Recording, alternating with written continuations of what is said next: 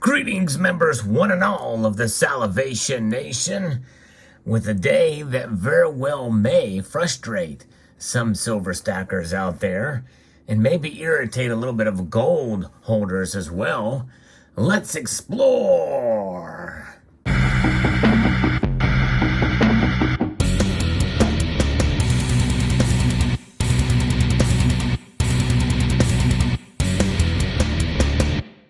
Yes, indeed. Silver is getting hammered a bit today. Not a whole lot, but it is down. And believe it or not, gold is up. But there's still a little bit of picking at gold. And silver is continuing to get pummeled a bit with these markets. I'm going to talk about it in this video. If you enjoy the news on the markets and what's happening sometimes on a day-to-day basis, I do talk a bit about what happens with the prices of gold and silver in the markets, as well as news and also showcasings of gold and silver bullion and the like. And so if you enjoy content like this, I hope you will consider subscribing to the channel, pressing that thumbs up button. It does help the algorithm. But I'm going to be referencing an article here from Reuters, where gold has eked out some gains on Wednesday after 5 sessions of losses. Finally, it's kind of up a little bit, but there's still a little bit of a picking action happening here. I'm not talking about speed picking or double picking and the like, but we're talking about eking away at gold with the strength of that dollar that you've heard me talk about time and time again. Yes, indeed, this pesky dollar that we love to hate here. It is having an effect, and not only is it the dollar that's having an effect, it's going to be the entity behind the dollar, the Federal Reserve. This institution here is playing a role, and we'll talk about that. So data has showed the U.S. producer prices have increased more than expected in September. And that means it's going to weigh in on the CPI numbers when they come out very soon, tomorrow, suggesting that inflation could remain uncomfortably high for a while. A better than expected PPI data typically boosts gold, but with the Fed likely to stick to higher interest rates to try and fight inflation, bullion is slightly on the defensive. So that's why they're just picking at it a little bit. Whereas silver got hit harder because of this and other things too. And that's according to Bob Hackercorn, who's a senior market strategist at RJO Futures. And before we get on here, let's just see where the numbers fall today on the hammering of silver, down 11 cents as I record this video here. So it's down over a half a percentage point. Silver down to $19.11, getting closer and closer to that high $18 level where we were at before. Gold, though, is up almost a half a percentage point. It's up 0.4%, up $6.70 to $1,674.10 as I record this video. That means that the gold to silver ratio has increased to almost 90 to 1. It's at 88 to 1 now. And so it'd be very interesting to see how this plays out. But one thing is for sure, gold in some ways, some people feel it should be higher. Some people feel silver should be higher too.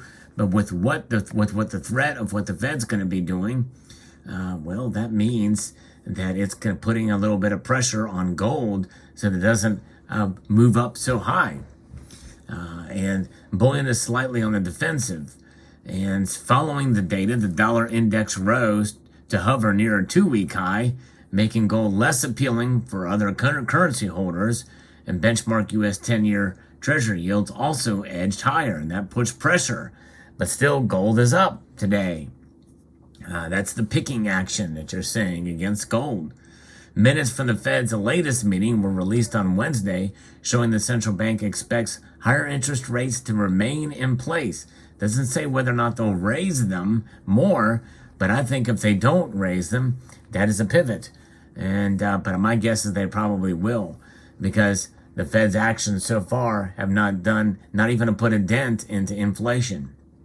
The U.S. dollar slightly pared its gains versus the yen on the news.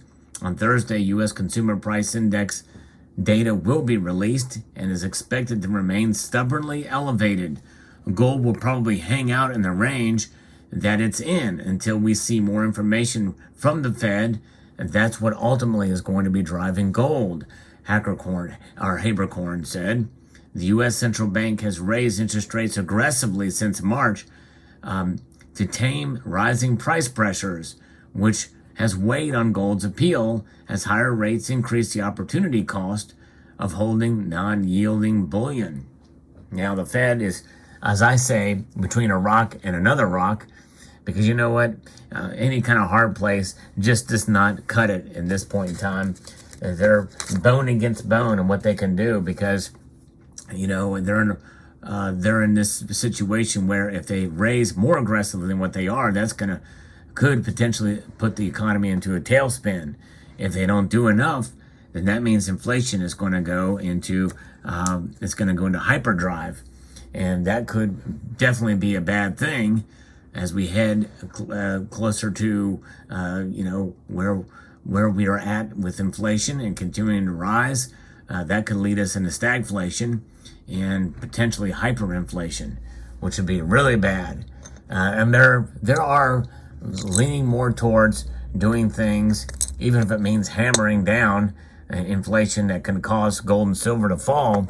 They are okay with a strong dollar. And even Janet Yellen has basically nodded the strong dollar, even though it's not really seen as light according to other currencies out there. And that was an unintentional sneeze, but I'm going to leave it in here, because this is how we do it. We roll with the punches, and we roll with the sneezes. Sometimes I felt like my nasal cavity got hammered, just like silver did today. But the U.S. Central Bank has raised interest rates, and I think they're going to do another one in November at 0.75 or 75 basis points, 3/4 point rate hike again. I believe they're going to do that because of the employment data, the recent employment data that shows fairly good, at least to what their measures are. Of course, that's the numbers, but then when you pare those down, a lot of people are working 2 jobs, or maybe even 3 jobs.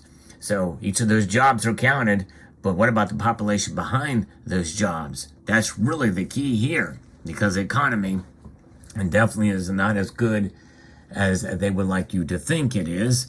And we are in a technical recession right now, and it very well likely could deepen. So the outlook for gold will continue to be tied to expectations for further rate hikes from the Fed. Markets are forecasting interest rates will peak at 4.75 to 5%, and any rate cut is unlikely before May 2023. And that would be a dramatic pivot, but even if they don't raise hikes or raise rates before then, and to me, that would seem to be a pivot as well. So it'll be very interesting to see how this plays out. The U.S. dollar is not letting gold go, as Yellen has endorsed the greenback's rally, according to this article from Kitco I'm referencing now. The surging greenback is keeping gold in a very tight leash. And so, but I like to consider like kind of picking at gold a bit rather than a leash. Besides, I don't have a leash to show you in this video. All I have is this guitar pick that I use to strum the old guitar during the live streams from time to time. You can see the wear on it. But nonetheless, so gold being stuck below that $1,700 an ounce, some people think that there's a growing risk for a drop below $1,600 an ounce. I'm kind of been on a holding pattern with gold lately to kind of see where things go as we get closer to that, these rate hikes. But I think probably it's going to be baked in that there's going to be at least this rate hike. Markets essentially right now are pricing in another 75 basis points hike in November, and maybe a 50 basis point rate hike in December. We shall see. A market-determined value of the dollar is in America's interest, according to Yellen, who told CNBC that currency movements are a logical outcome of different policy stances. And Yellen was responding as to whether U.S. officials needed to intervene to halt the greenback's move higher. She also described the current U.S. dollar strength as appropriate. Although I tell you what, she's doing some pretty inappropriate things with the U.S. Treasury, making it completely and utterly woke by any stretch of the imagination. That's a whole other subject, but an important one, because as it relates to ESG and how they will probably implement that with the CBDC. The Federal Reserve has pursued its most aggressive monetary policy since the 1980s this year, raising rates by 300 basis points to the current range of 3% to 3.25%. So we have room for another whole percentage point, according to what they are baking in or thinking it's going to come to. So a lot of room to move up. Those are the only tools the Fed has. And so far, it hasn't worked what they've done to this point. So we'll see how it plays out. Many analysts foresee the greenback strength lasting into 2023. Capital Economics added that it sees the DXY index climbing another 4% before peaking around the middle of 2023. That could definitely be weigh in and really pick on gold strength heading into next year, which means we may see lower prices. Now, I think there's other factors that could come into play that very well could dominate gold and silver prices. Think about the stockpiles, the dwindling stockpiles that are in the COMEX and LBMA.